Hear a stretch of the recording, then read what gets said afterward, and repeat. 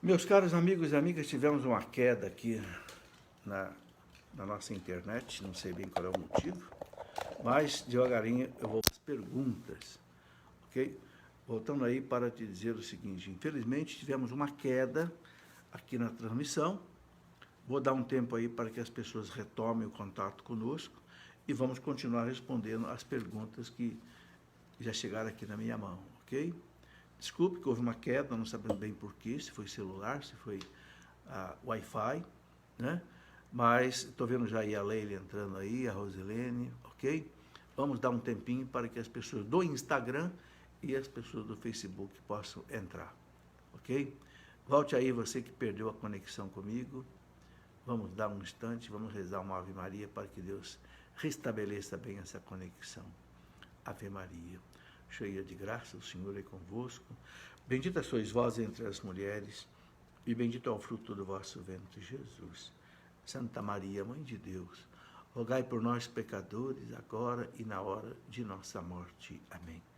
Glória ao Pai, ao Filho e ao Espírito Santo, como era no princípio, agora e sempre. Amém.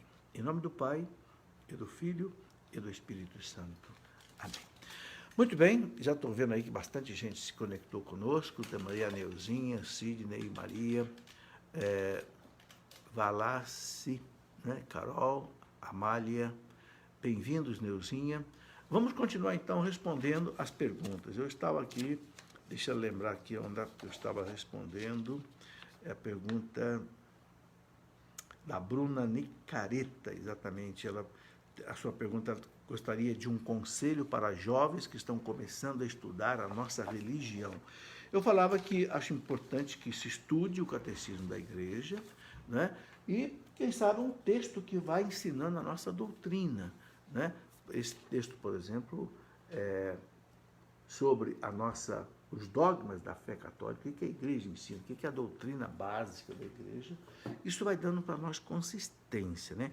São Pedro diz lá na primeira carta dele, capítulo 1, versículo 15, São Pedro fala uma coisa muito bonita: estai preparados para dizer aos outros qual é a razão da sua fé, da sua esperança. Então, São Pedro fala, estai preparados. Para a gente estar preparado, a gente tem que se preparar, ou seja, tem que estudar, tem que, entende? Tirar dúvida, perguntar, fazer cursos bons, entende? Ler bons livros de doutrina, isto ajuda. Nilceia Balde Miranda. Tenho uma dúvida. Às vezes vou para a missa com a consciência pesada por algum pecado que cometi naquele dia. Aí não sei se devo ou não comungar. Aguardo sua resposta. Ô Nilceia, Santo Afonso de Ligório, doutor da igreja, ele dizia assim, quando a gente comete um pecado mortal, a gente sabe, porque pesa muito na consciência, ok? Então, se você tem dúvida se um pecado foi mortal ou não foi mortal, se você puder confessar, se confesse. Se não der tempo de confessar, veja bem, a gente sabe bem claro o que é um pecado mortal, um pecado que fere pesado os 10 mandamentos.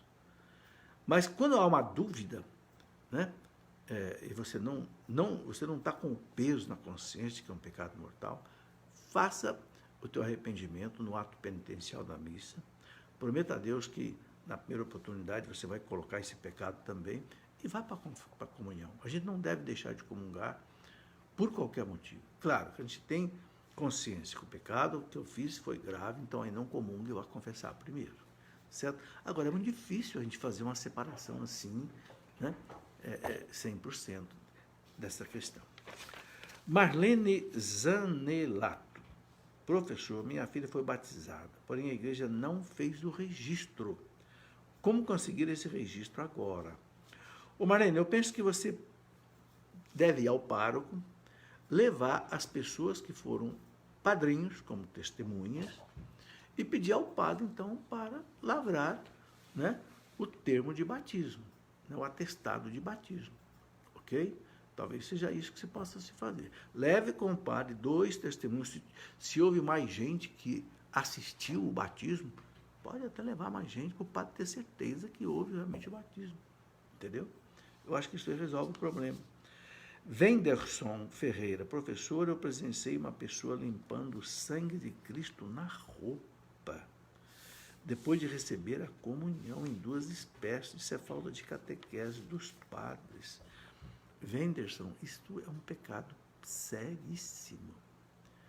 Sabe, os documentos da Igreja sobre a Eucaristia, principalmente a Redemptione Sacramentum, que a gente pode encontrar no Vaticano, no site do Vaticano, que é um documento do Papa João Paulo II, diz o seguinte, que a comunhão em 2 espécies tem que ser feita da seguinte maneira: o ministro ou o padre tinge a hóstia no vinho, embaixo tem que ter uma patena para evitar que pingue no chão, e coloca na boca do fiel. Ele não toca na hóstia tingida no vinho. Entende? Então não se pode, de jeito nenhum, molhar, tingir a hóstia no vinho e a pessoa pegar com a mão, porque aí vai o sangue do Cristo na mão dela. Não pode. De jeito nenhum. Isso tem que ser explicado. Se o padre não explicar isso, quem estiver fazendo um comentário da missa, ou o ministro, explique para o povo. Entende? Não pode de jeito nenhum. Os ministros da Eucaristia têm que saber disso também. Certo? Muito bem, é muito importante isso. Eu recomendo muito que se leia o documento Redemptione Sacramento. No livro que eu escrevi sobre liturgia, para entender e celebrar a liturgia, eu coloquei esse documento do Papa João Paulo II, que é importantíssimo. Ele fala ali dos abusos, erros que têm sido cometidos na missa, às vezes por padres, por ministros também. Nós precisamos levar a sério as normas da Igreja. Sabe, a missa ela é regida pelo dicastério da Igreja, chamado Sagrada Congregação do Rito dos ritos dos sacramentos. Sabe, então, não pode ser de qualquer jeito. Nós estamos tratando do corpo, sangue de Cristo. Sabe, eu já recebi e-mails aqui de gente dizendo que viu o sangue de Cristo pingando no chão. Pelo amor de Deus, gente. É sangue de Deus. Não é? Não tem condição. A hóstia, quando cai no chão, é menos grave. É grave, mas é menos grave, porque a hóstia ela não molha o chão, você pega ela inteira e volta. É por isso que esse documento fala uma coisa que eu vejo que ninguém faz. Sabe uma coisa que o documento fala? Embaixo da boca de quem comunga tem que ter a patena. Sabe? Porque se a hóstia cair, ou se o vinho pingar, pinga na patena, e depois o padre faz a purificação. Mas agora caiu no chão, realmente é lamentável. Dói no coração escutar uma coisa dessa. Renato Elias Correia, Teologia da Libertação está viva na Igreja? Ô, Elias, a Teologia da Libertação de cunho marxista, né, que prega a luta de classe, que prega violência, graças a Deus ela diminuiu muito, muito. Mas ainda há, assim, eu diria, consequência dessa teologia da libertação que se manifesta de que forma? Baixa espiritualidade, né? Às vezes padres ou leigos que não gostam de rezar, não dão importância para os sacramentos, entende? Desafia a autoridade da igreja, desafiam às vezes o Papa, entende? Então isso aí é um ranço, uma consequência da teologia da libertação marxista. Diminuiu muito, graças a Deus, com o trabalho que Papa João Paulo II fez, Papa Bento XVI fez, diminuiu muito a influência da teologia da libertação. Eu me lembro que na década de 90, eu até escrevi esse livro, Teologia da Libertação. Veja que tem um org aí, quer dizer o seguinte, eu organizei. Esse livro aqui não tem nada meu. O que eu escrevi aqui são textos escritos por cardeais, mostrando o perigo da teologia da libertação. E o primeiro artigo foi escrito pelo Papa Bento XVI. Né? Eu vos explico o que é a teologia da libertação.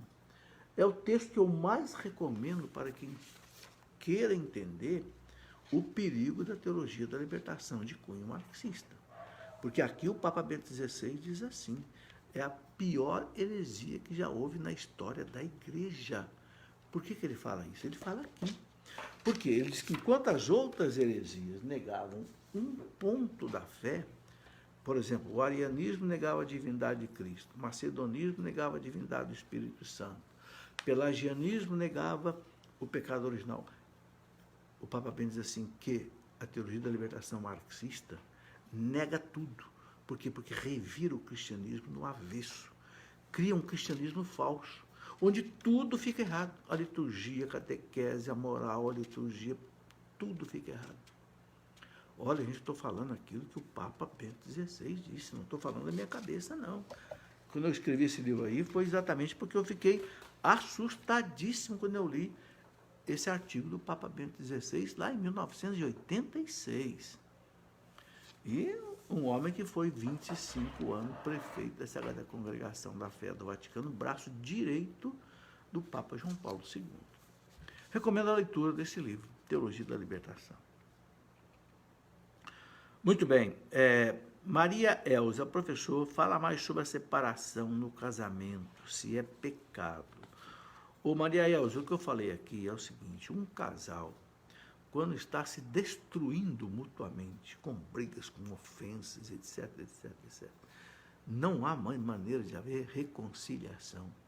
Claro que deve se tentar de tudo, né? Às vezes um casal passa por um encontro de casais, muda, mas quando não tem jeito, a igreja tolera uma separação física, ou seja, o vínculo matrimonial não se extingue, a menos que haja declaração de nulidade do casamento deles. Entendeu? É isso que eu disse aqui, que está no Código de Direito Canônico da Igreja. Zélia Rufus, qual a posição da Igreja sobre a hemoterapia? Hemoterapia é ligada a sangue? Bom, a Igreja não se manifesta sobre isso, Zélia. Sabe por quê? Porque é um problema da medicina.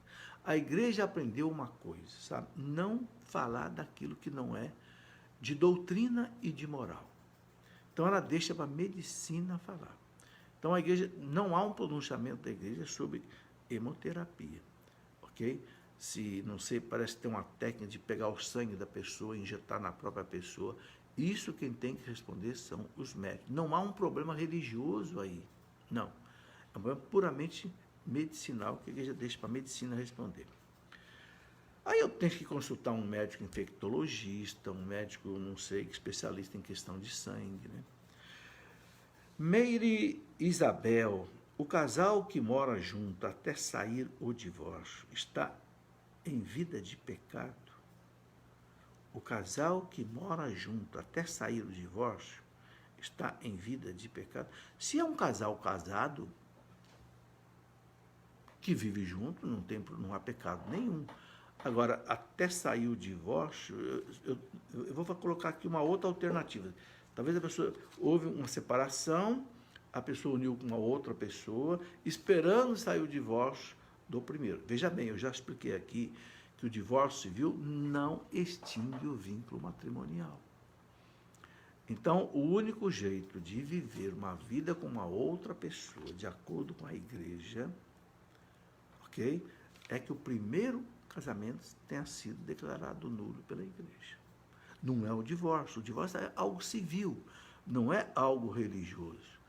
O divórcio civil não extingue o vínculo matrimonial. A pessoa divorciada pelo civil continua religiosamente casada com o vínculo matrimonial. Maria José Brito, professor, nunca entendi por que oitava da Páscoa. Como entender essa Páscoa vivida e prolongada na igreja? Está vendo, Maria José? É uma coisa bonita da igreja. Como a Páscoa é uma festa importantíssima, é a celebração da ressurreição de Cristo, a igreja estende por 8 dias. Por quê? Para que as graças especiais da Páscoa se estendam por 8 dias. Para que a gente tenha mais oportunidade de receber graças abundantes. E Deus aceita isso? Claro, porque Jesus disse para Pedro, tudo que você ligar na terra eu ligo no céu. Então, se nós celebramos a ressurreição de Cristo aqui 8 dias, de maneira especial, na verdade a gente celebra a ressurreição de Cristo em todas as missas, de modo especial no domingo. Mas no oitava da Páscoa é celebração litúrgica, como se fosse o próprio dia da Páscoa. Então, se a igreja faz isso na terra, aprovado pelo Papa, o céu também faz. Então, graças especiais, abundantes, são derramadas sobre nós.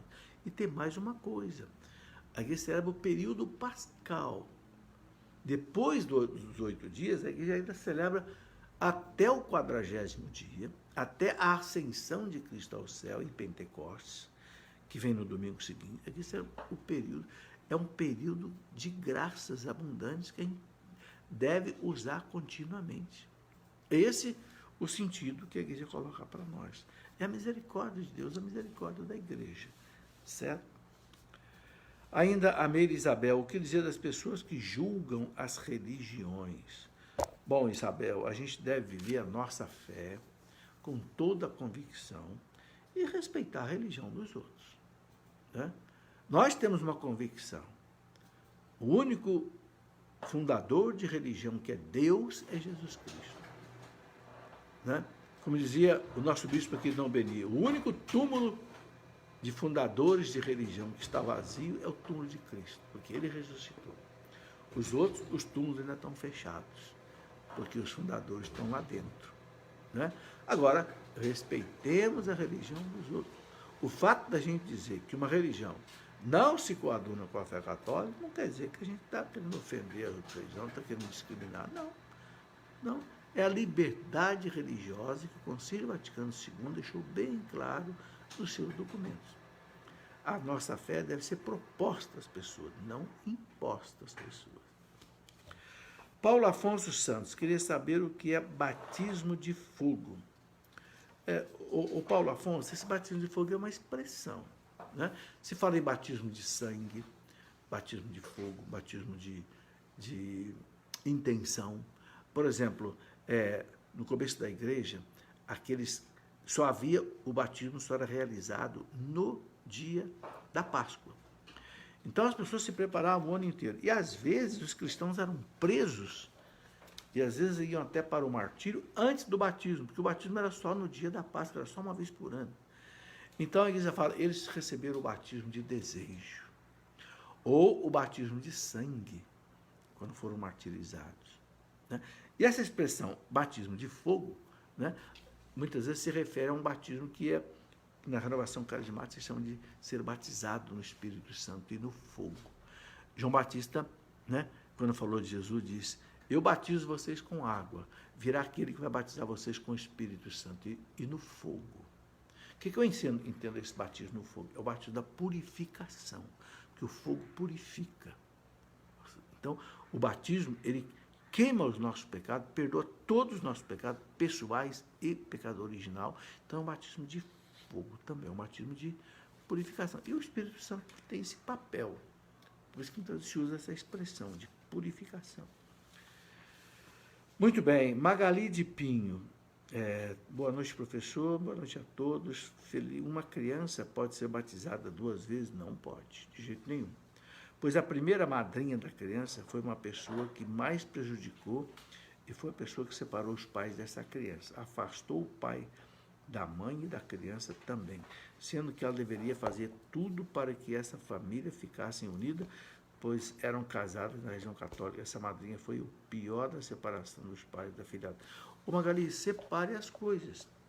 Uma coisa é o batismo não pode ser repetido.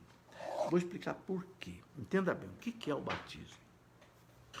O batismo, já expliquei aqui, faz a pessoa se tornar filho de Deus. Ok? Está muito claro isso no Catecismo da Igreja, em vários parágrafos.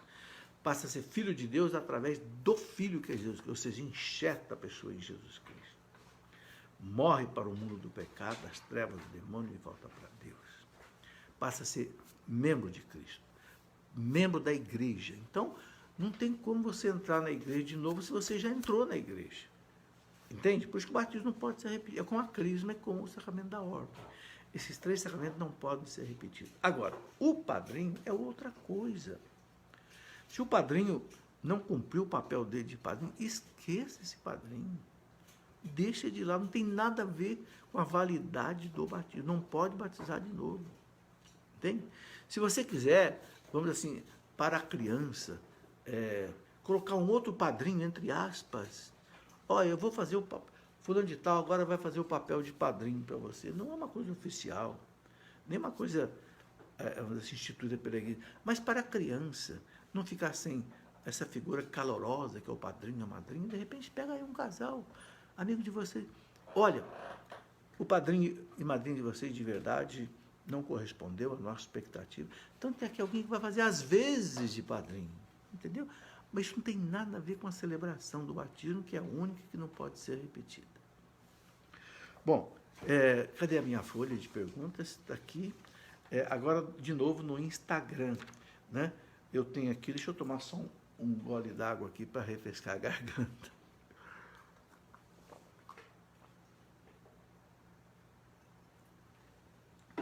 Pergunta que veio pelo Instagram. José Luciano Camilo. Como faço para conhecer o senhor em Cachoeira Paulista? Vou aí em agosto. Ô José Luciano, eu só estou em Cachoeira quando eu faço o programa ao vivo. Então eu estou em Cachoeira, terça-feira ao meio-dia, mas terça-feira ao meio-dia a gente faz o programa no estúdio fechado, que não tem assistente. Agora, na quarta-feira, às 16 horas, e na quinta-feira, às 21 horas, aí tem público. Então, aí a gente pode se encontrar ali, de maneira meio rápida, mas a gente pode se encontrar ali. Porque o tempo que eu fico na Canção Nova é só o tempo que ou eu estou fazendo programa, ou eu estou pregando num encontro, alguma coisa. Porque eu moro fora de Cachoeira, eu não moro em Cachoeira. Tá? Muito bem, é um prazer conhecer você em agosto.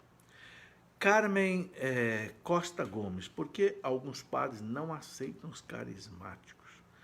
Ô Carmen, essa pergunta é antiga, tem mais de 40 anos. Eu penso que esses padres não entenderam bem o que é a renovação carismática católica. O Papa Francisco, esses dias, falou bem claro, é uma bênção para a igreja, é uma bênção. O Papa Francisco falou, numa dessas alocuções dele, falou, eu também não gostava da renovação. Eu falava para o povo da renovação, vocês parecem uma escola de samba. Mas que depois, quando ele entendeu, que ele frequentou, ele diz uma bênção para a igreja, uma grande bênção para a igreja. Então eu penso que os padres que não aceitam precisam fazer esse caminho. Qual é o caminho? Ir lá, frequentar o grupo de oração, fazer um seminário de vida no Espírito, humildemente, como Frei Cantalamessa, o pregador do Papa, fez. Eu gosto de contar essa história aqui do Frei Cantalamessa, né? O Frei Cantalamessa, ele via falar da renovação, um dia ele foi. Um dia ele foi e as pessoas ofereceram para rezar por ele, para ele ser batizado no Espírito Santo. Diz que ele pensou assim, meu Deus, eu sou padre, franciscano, frei, eu que tinha que estar rezando por esse povo aí, esse povo leigo quer rezar por mim. Mas aí diz que Jesus falou no coração dele assim, Cantalamessa, né? Eu, Jesus, sendo Deus, aceitei ser batizado por um leigo, João Batista. Eu que era Deus, aceitei ser batizado por um leigo, João Batista, e você, porque você é padre, você não aceita que os leigos rezam por você? Vai sim, rezaram por ele. Ele foi renovado no Espírito Santo. Ele dá esse testemunho nos livros dele, nas palestras dele. Né? Eu escrevi um livro sobre a renovação carismática católica, que eu ponho esse testemunho aí do Frei Cantalamessa. Seria interessante você pegar um livro como esse e dar para um padre ler. Mas pedir para ele, padre, não só leia isso, mas venha participar de um seminário de vida. O Papa Francisco recomendou, olha o que o Papa Francisco recomendou, que os párocos façam seminário de vida no Espírito. Está aqui, ó, o livro que eu escrevi, Descerá sobre vós o Espírito Santo. Isso aqui é toda a minha experiência de renovação carismática católica há mais de 40 anos. E aqui, nesse livro, eu coloco aqui o testemunho, entre muitas outras coisas, o testemunho do pregador do Papa, está aqui na página 50 do livro Descerá sobre vós o Espírito Santo. Então eu penso que a gente tem que ter um pouco de paciência com esses padres que não entenderam ainda a renovação carismática, né? Paciência, rezar por eles, dar livro, trazê-los para o convívio, é assim que eles acabam aceitando. Isabela Tiger, é isso mesmo? Isabela Tiger. Poderia mostrar novamente os livros de São José? Pega aí para eu mostrar 2 livros de São José. Um livro é a vida de São José, que eu escrevi, pesquisei e escrevi. O Glorioso São José. Esse livro eu escrevi porque eu fiz uma promessa para São José. Minha esposa, eu já contei aqui uma vez, depois de 35 anos, viciada em fumar cigarro, depois de uma procissão de São José, que nós fomos para pedir a São José a graça dela deixar o cigarro, ela deixou e nunca mais fumou. Isso tem mais de 15 anos, talvez uns 20 anos. Então eu prometi a São José que se Deus me desse a graça, saúde, né, e luz, eu escreveria um livro sobre São José. Então eu escrevi esse livro glorioso de São José. Agora, maravilhoso é esse livro aqui, São José Não Falha. Esse não é meu. Esse vocês estão vendo aí é de um padre chamado Afonso Weigl. Um padre alemão que colocou esse nome aqui, São José Não Falha, porque ele conta aqui mais de 80 milagres e curas de pessoas que conseguiram através de São José. É um livro antigo, né? Muito bonito, que nós republicamos, porque eu sei que muita gente gosta desse livro e não encontra. Então agora nós republicamos aqui, e eu digo a você de novo, aí na nossa loja virtual, loja.cleofas.com.br, você pode adquirir, ou quem tem dificuldade de comprar pela internet, pode telefonar. Temos o telefone da editora, que é 12 3152 6566. Fácil de guardar, ó, 6566 3152 antes. E o prefixo nosso é 12, aqui do Vale do Paraíba. Muito bem. Karina Dias. Se os animais não vão para o céu, porque foram colocados na arca de Noé? Karina, eles foram colocados na arca de Noé para que não acabassem todos, para que Deus os preservasse. Agora, veja bem, gente, animal não tem alma imortal. Animal não foi criado à imagem e semelhança de Deus. Se animal tivesse alma, meus irmãos, nós não poderíamos matar a galinha para comer, o boi para comer. Porque se ele tivesse uma alma imortal, ele seria imagem e semelhança de Deus. Então a igreja ensina que o animal, ele se extingue completamente com a morte. Ok?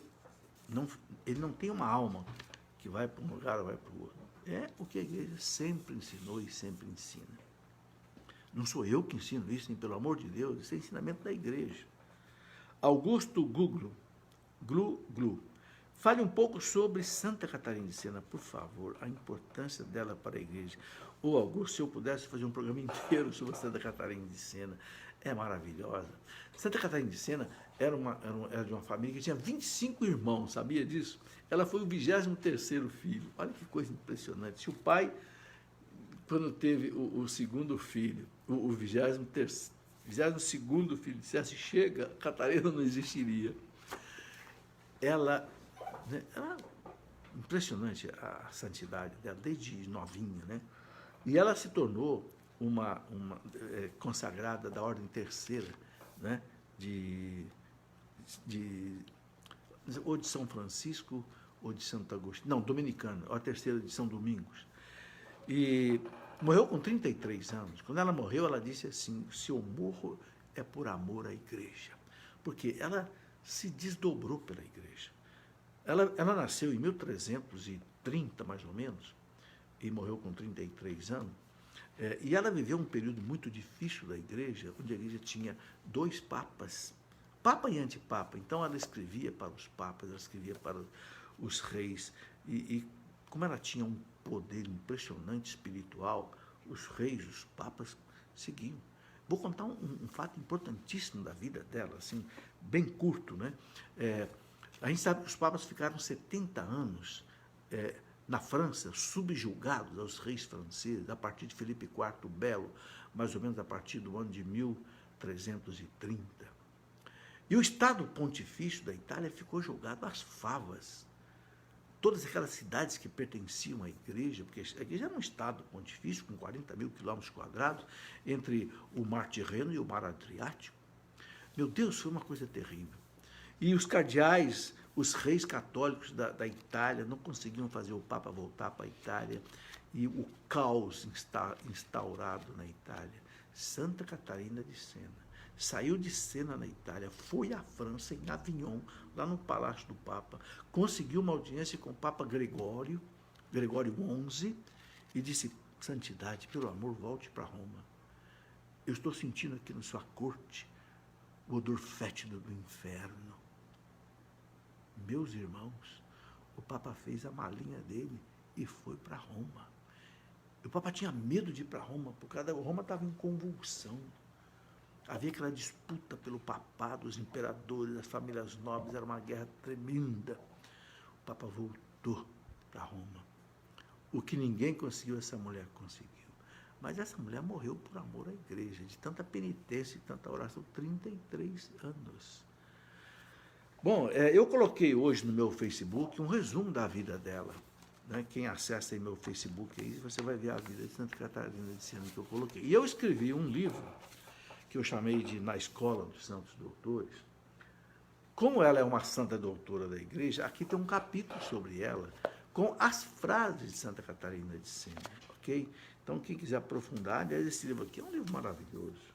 Eu posso dizer que é um livro maravilhoso porque não tem nada meu. Aqui tem 2.000 pensamentos dos 36 santos doutores da igreja. É um livro que você não pode ler mais de uma página por dia. Não. Porque é uma espiritualidade profundíssima. É uma página por dia. Ok? Para que você se alimente aí a cada dia, não é? da espiritualidade dos santos doutores. Marli.mira. Temos que confessar sempre. Ô, Marli, sim. Eu me confesso uma vez por mês. Por quê? Porque a confissão não é só para perdoar pecados, é para nos fortalecer também na luta contra o pecado. E outra coisa, se a gente se confessa com muito tempo, a gente esquece os pecados que cometeu. É difícil fazer um exame de consciência de 3 meses passados, 6 meses ou 1 ano. É difícil, não esquece. Então é melhor se confessar todo mês. Fica mais fácil. Né? Eu tenho um controle comigo. Como eu corto o cabelo uma vez por mês, digo, então está na hora de confessar também. Mais ou menos eu vou alinhando as duas coisas. Corto o cabelo e corto os pecados. Né? Tá aí. Daqui a pergunta da Valéria Maforte. Por que os evangélicos não acreditam na Trindade Santa? Ô Valéria, pelo que eu saiba, os evangélicos acreditam no Pai, no Filho e no Espírito Santo. Agora, se eles não acreditam na Santíssima Trindade como sendo um só Deus, aí, sinceramente, eu não sei te dizer, mas pelo que eu sei, eles acreditam nas 3 pessoas divinas, Pai, Filho e Espírito Santo. Ok? Bem, eu acho que acabaram as perguntas por hoje. Não, ainda tem aqui muitas mais ainda. Pelo Facebook, Leni Duarte, professor, gostaria de saber se vende o livro Na Saraiva, Dogmas. Ô Leni, não sei te dizer, viu? Eu preciso consultar o pessoal da editora. Eu penso que não, tá? Acho que não. Eu sei que tem na livraria da Canção Nova e tem aqui na nossa editora, ok? Bruno Rogério, professor, precisamos de um curso de doutrina social da igreja. Ô Bruno, eu não tenho um curso, mas eu tenho um livrinho muito bom. Você sabe que a doutrina social da igreja está num compêndio do Vaticano de quase 600 páginas. Como é muito difícil as pessoas terem esse compêndio, ler esse compêndio, eu pedi para um professor que é doutor em filosofia da Faculdade de Canção Nova, Dr. Paulo César da Silva, daqui de Lorena, muito amigo meu, e caminhou sempre comigo na renovação carismática com o Padre Jonas. O Dr. Paulo César, ele fez um resumo da doutrina social da igreja, que ficou muito bom. Né? Resumiu assim, mais ou menos, em 100 páginas, um compêndio de 600 páginas. Então, nós colocamos esse título, Síntese da Doutrina Social da Igreja. Tudo aquilo que todos os papas ensinaram sobre a doutrina social da Igreja, desde a Rerum Novarum de Leão XIII, em 1900, mais ou menos, até o que o Papa, praticamente Bento XVI, colocou, né? Nós temos aí sintetizado nesse livro. Daqui a pouco a gente acha ele aí, eu mostro a vocês, né? Esse livro aí. chama-se Síntese da Doutrina Social da Igreja. Na nossa editora Cleovos, a publicação do Dr. Paulo César da Silva. Lucas Pilan. Sou de Lorena, gostaria de saber explicar com evidência bíblica a questão da morte. O que acontece? Para onde vamos? Ou se aguardamos quando e de que maneira se dá a nossa prestação de contas para Deus? E como explicar o arrebatamento de acordo com a nossa Santa Igreja? Ô Lucas, eu vou recomendar 2 livros para você aprofundar isso, porque a gente está chegando aqui meio no final do programa. O Cristão Diante da Morte. É um livro que eu escrevi explicando exatamente o que você pergunta. O que é a morte? O que vem depois da morte? O juízo particular, céu, inferno, purgatório, juízo final, a segunda vinda de Cristo. Tá? Este livro aqui, olha, O Cristão Diante da Morte. Aqui você tem toda a explicação detalhada. Eu vou dizer uma palavra rápida para você, porque aqui estou cheio de perguntas ainda. A morte para nós é a separação do corpo e da alma. O homem é formado de corpo e de alma, ok? Quando separa o corpo da alma, é a morte. O que a igreja ensina? A partir da morte, nosso corpo é sepultado e a alma se apresenta diante do tribunal de Cristo. Está lá na segunda carta de São Paulo aos Coríntios, capítulo 5, versículo 10. Você pode conferir lá, São Paulo diz assim, né? Cada um se apresenta, né, no tribunal de Cristo para receber a recompensação ou o julgamento do bem ou do mal que fez aqui durante esta vida. Então, que a igreja explica isso.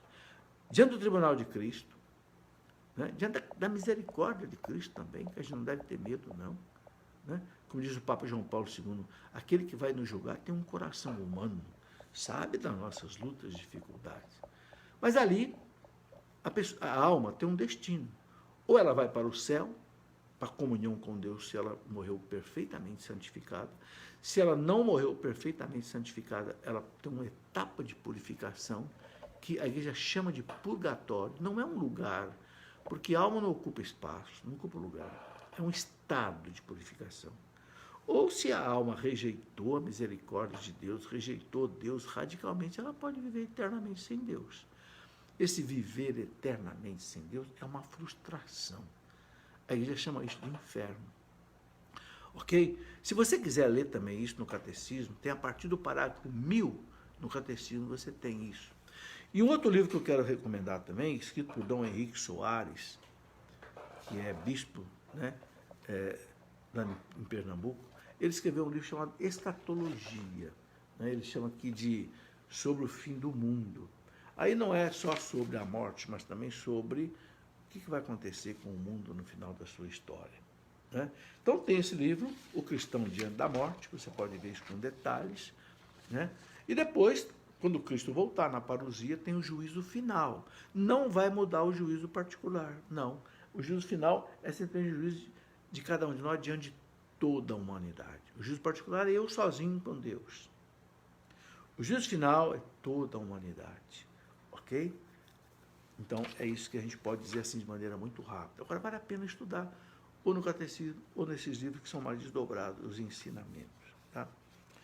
Bem, tem aqui a pergunta...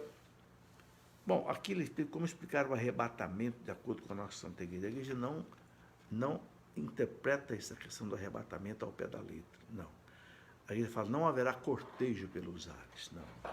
O arrebatamento para a Igreja é uma figura de linguagem que não é para ser aplicada ao pé da letra. É a explicação da teologia católica. Ricardo Gonçalves, meu professor de teologia sistemática, aprovando, disse hoje que protestantes ajudaram na redação dos documentos do Concílio Vaticano II. Isso não é heresia e apostasia, não invalida o concílio. Ô, Ricardo, não foi bem assim. Quem escreveu os documentos do Concílio Vaticano II foram os bispos. Teve uma comissão de redação. Inclusive participou dela um grande bispo brasileiro que já morreu, Dom Boaventura Kloppenburg, que foi bispo, né, de Novo Hamburgo, no Rio Grande do Sul.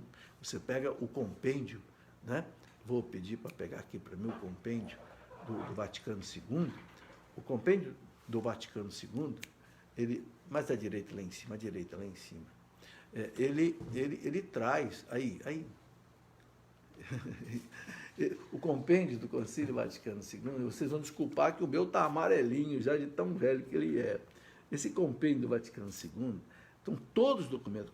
E aqui, você lê na introdução, quem é que escreveu esses documentos todos. O que aconteceu com os protestantes é o seguinte: eles puderam, alguns representantes dos protestantes, dos anglicanos, dos ortodoxos, participar das discussões que houve durante o Concílio Vaticano II. Foram 3 anos. Então, se alguns bispos aceitaram alguma coisa verdadeira dita por eles, e isso foi colocado no texto, é possível que tenha sido colocado. Agora, meus irmãos, a verdade é a verdade. Não importa se vem de católico, de protestante ou de judeu. A verdade é a verdade. Agora, a igreja faz o discernimento se é verdade ou não. Entende? Tem uma história interessante, né, que o demônio falou para Santo Antão no deserto. Você está ficando vaidoso, porque você é o monge mais antigo aqui do deserto, né? Aí de Santo Antônio falou para ele: nossa, você é o pai da mentira, mas agora você falou uma verdade. Eu estou realmente ficando, preciso tomar cuidado. A verdade venha de quem vê a verdade. Então, eles participaram. Agora, na redação, quem fez foi a Igreja Católica. Isso não há dúvida na documentação. Não há heresia nenhuma nisso, de jeito nenhum. Muito bem, Margarete Dias Merrias. Não respondi ao meu padre sobre aceitarem ser ministra. Teria que responder? Ô Margarete, se você não respondeu, porque você não aceitou. Se você não aceitou, não aceitou. Pronto, se o padre perguntar, você fala: não, não aceito. Né? Diz que quem cala consegue. Né? Então, assim, se você não respondeu, o melhor seria você responder: ó, padre, não quero, não acho que eu estou em condições, entendeu? Fica tranquilo.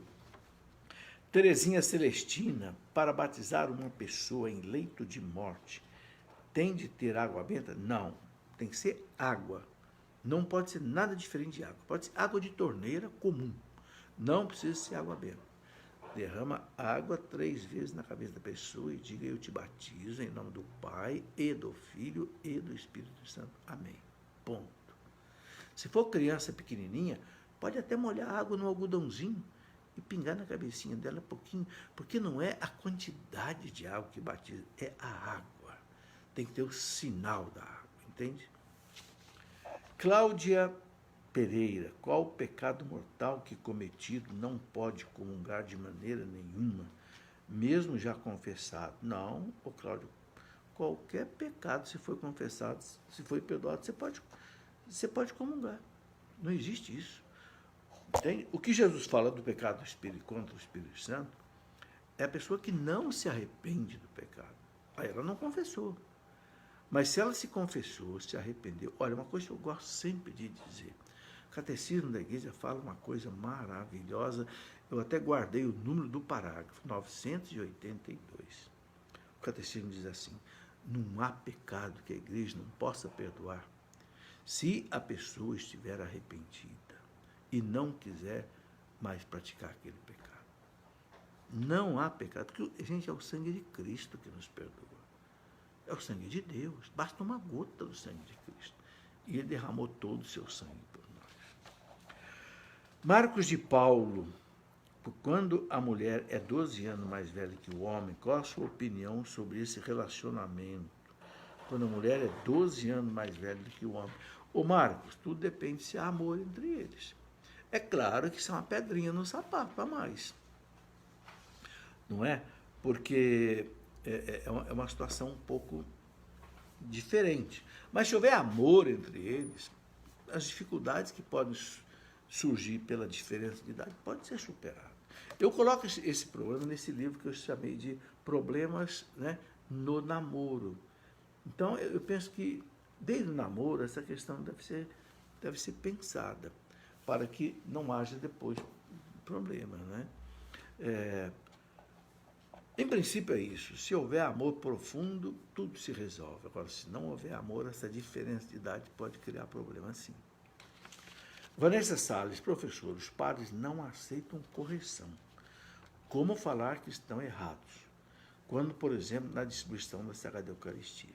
Ô, Vanessa, eu penso que é o seguinte, a gente pegar o documento na mão. Esse documento que eu falei, Redemptionis Sacramento, esse documento tem no livro que eu escrevi, que eu chamei Para Entender e Celebrar a Liturgia. Tem também no site do Vaticano, tá? Está lá em latim, Redemptionis Sacramentum, ou Sacramento da Redenção. Eu achei que tem que mostrar para o padre. Padre, está escrito aqui, ó, número tal da Redemptionis Sacramento, aprovado pelo Papa João Paulo II. Não pode fazer isso. Não pode, por exemplo, deixar a âmbula sobre o altar e cada um ir lá pegar com a própria mão. Não pode. Não pode o padre ficar sentado na hora da distribuição da Eucaristia e mandar só os ministros. Não, o padre tem que ser o primeiro a distribuir a Eucaristia, porque ele representa Cristo, que na Santa Ceia disse, eu tomai e comei. É o Cristo que distribui a Eucaristia. E o padre faz o papel do Cristo na missa. Então, sabe, eu acho o seguinte, mostrar o documento, porque aí, sabe, contra fato não tem argumento. Se o padre não aceita, aí acabou o problema dele. Você pode até dizer, depois se quiser, mostrar para o bispo, para o bispo, está errado, está aqui no documento. O padre está fazendo errado e não se corrige. E o bispo é para isso, o bispo é para corrigir o que está errado na diocese. Agora, é preciso estar documentado. Se não estiver documentado, fica uma palavra contra a outra, aí o leigo perde. Bom, Goretti Sá, professor, fale sobre o sexo no matrimônio, o que é permitido. O Goretti, eu escrevi um livro inteiro sobre isso. Vida sexual no casamento. Por quê? Porque essa pergunta que você está fazendo para mim, eu recebo muito. Eu não vou dar uma explicação aqui muito detalhada, por causa do horário, não é? É um assunto que a gente não pode também desdobrar muito. Esse livro aqui, olha, Vida sexual no casamento. Eu pedi ao meu bispo, na época que eu escrevi, Dom Benedito Beni, que desse o imprimato. Ele deu o imprimato quer dizer autorização para publicar, tá? Tá aqui, eu vou mostrar para o pessoal do Instagram, tá aqui, ó, tá? Então, o que eu escrevi nesse livro aqui, que o bispo não contestou, e também eu consultei vários teólogos, né, de teologia moral sobre isso, eu coloquei o seguinte, né? O casal, ele pode ter as carícias necessárias para que o ato sexual seja consumado bem. O que é um ato sexual consumado bem? É um ato sexual onde haja harmonia sexual. O que é harmonia sexual? Marido e mulher participem, ok, do prazer sexual, que a gente chama de orgasmo. Não precisa ser ao mesmo tempo, pode ser um pouco até diferenciado, mas que ambos cheguem lá. Então, muitas vezes, o casal precisa das carícias, porque o ato sexual ele tem um prelúdio, um lúdio e um pós-lúdio. O prelúdio é a preparação. Depois vem o lúdio, o ato em si, e o pós-lúdio, né? Então, é o seguinte, aquelas carícias, não estou falando de sexo oral nem sexo anal, hein? Estou falando de carícias, que o padre João Moana, que escreveu vários livros sobre isso, ele era padre, psicólogo e era médico, ele fala, tem carícias orogenitais. E eu coloquei nesse livro, não fui contestado. Então, aquilo que o casal precisa, não é simplesmente para ter deleites, mas precisa. Sem isso, ela não chega à satisfação, ou ele não chega. Então, aquilo que os dois aceitam, que carícias. Eu escrevi aí e não me contestaram, ok? Porque o que complica a vida do casal? O homem ter a satisfação sexual e a mulher não tem. O homem tem, a mulher vai se cansando. Se cansando, começa a se negar. Opa, aí começa a haver problema, porque ele pode depois querer buscar satisfação fora de casa. Então, é preciso buscar a harmonia sexual dentro de casa. Bom, não vou falar mais, porque, né, tem tudo aí nesse livro e o assunto é um pouco delicado para a gente desdobrar muito. Quando eu encontro de casais, só adultos e tal, aí eu desdobro mais a questão. Alex Viotti, professor, por que a Igreja Católica está tão quieta a respeito da perseguição dos muçulmanos contra o catolicismo? O Alex, a igreja lá fora não está calada, não. Eu tenho visto pronunciamento de bispos, olha, no Egito, lá como é que chama, no Paquistão, né? Eu tenho visto na internet pronunciamentos fortes de bispo contra a perseguição muçulmana, sim. É que aqui no Ocidente a coisa é mais aliviada, então, né, a gente não tem essa mesma necessidade. Mas você pode ter certeza que, na medida que a coisa se agravar por aqui, haverá manifestação por aqui, sim. Eu acho que não haverá dúvida, não. Vanessa Sartori, professor, sou catequista de adultos e vejo que é um pouco difícil de ensinar, pois muitos adultos têm dificuldade de aceitar o ensinamento. Tem algum livro para indicar? Olha, eu penso que o livro para indicar é o catecismo. Se a pessoa não acreditar no catecismo, não está acreditando na igreja. Ok? Basicamente, o catecismo é para a catequese. Se você lê um parágrafo do catecismo sobre determinado assunto e a pessoa não aceita, você tem que dizer para ele, então você não está aceitando a igreja. Se você não está aceitando o que a igreja está ensinando, você não pode ser batizado, não pode fazer primeira comunhão, não pode ser crismado. É condição básica para receber o sacramento da igreja a gente obedecer à igreja. É isso que eu penso que a gente tem que dizer. Bom, eu tenho aqui mais 6 perguntas. Né? Não, desculpa, não são perguntas, são recados. Que eu já quero terminar o programa, que olha que nós já estamos com 1h30 de conversa e eu ainda tenho um compromisso ainda mais. Recebemos muito pedido de oração. Ok, então eu peço que rezem por todas as pessoas que nos acompanharam até aqui, certo? Eu sempre, na missa que eu vou, eu coloco por todos aqueles que se recomendaram as minhas orações. Então, pode ter, todos vão estar juntos aqui. Ficaram muitas perguntas sem responder, infelizmente nosso tempo, né, 1h30 já se passaram, mas nós respondemos 52 perguntas. Olha, é um recorde. Hoje, né?